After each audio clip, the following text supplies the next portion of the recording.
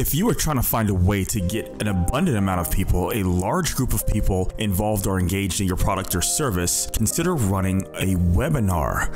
Webinars are great ways to people involved understanding your product, and you can educate them about the tools, the resources, and the operations of your software or your business or the service that you provide. It's a great way to get people engaged. They can ask questions. You can do a live Q&A and get some of the most important questions answered there in real time, as well as educate people on certain things that you are experienced or proficient in. And this is just a great way to kind of just interact and get people involved and get people excited. The most important aspect about it is the fact that you can record it, and it's the sharing aspect. It's the community aspect of using a webinar or hosting a webinar that can really gain you a lot of leverage in having people get their questions answered, especially, and probably troubleshoot things that they may be having trouble with, and a great way to demonstrate your own expertise in a way that's a social-based platform and a social-based involvement rather than just doing a standard video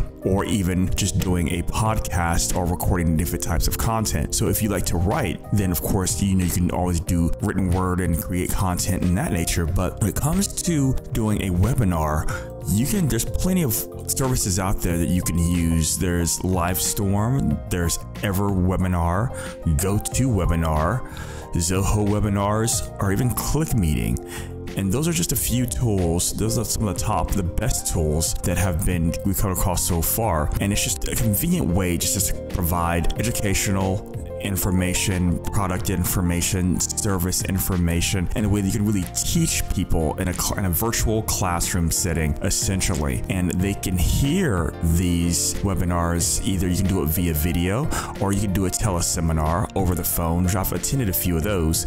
And by doing it over the phone, you call in and you're there with a bunch of other callers, and you're usually muted, so you can't hear everything that's going on in the background with the other users. It's just the host. The host is the primary person that you can hear. If you do have a question, they'll usually have like rules and regulations. They might have you chime in if you have a question or if you just want to get one of your questions answered. And that's perfectly fine too. So doing it over the phone is one way, but when you're doing it on the webinar, of course, web being the internet, and you usually have like a camera, you want to get it set up in a quiet space. You can Google and find out ways to actually host these and make sure that it's a pleasant experience. If you are going to be a host, make sure that you let people know in advance, and make sure that you have the questions that you want to ask and that you know exactly what it is you're going to cover. And most importantly, make room for Q&A.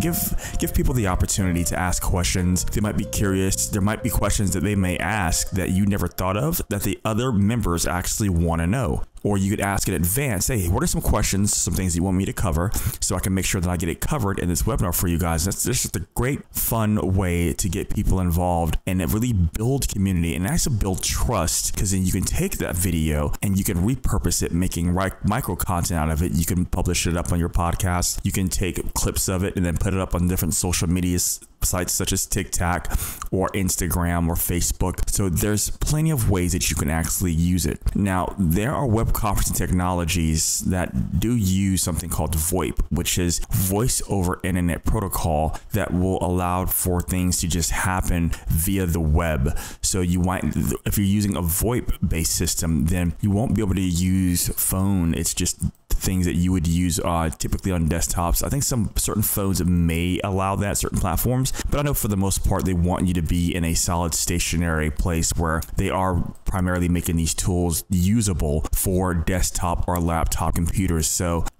using a phone in that instance might not be the best bet for that platform. And you're going to need to, of course, purchase some web hosting software as the ones I've just mentioned. I'll go over that again. There's Livestorm, there's EverWebinar, there's GoToWebinar, there's Zoho Webinars, and then there's ClickMeetings. And those are just a couple of the ones that are the most popular. So of course, those are going to probably be the most reliable ones that you would want to use and have one of those at your disposal. So that is it for today's episode. Thank you for listening and watching. And for more tips, news, and reviews, stay tuned right here on Giftbox Creative.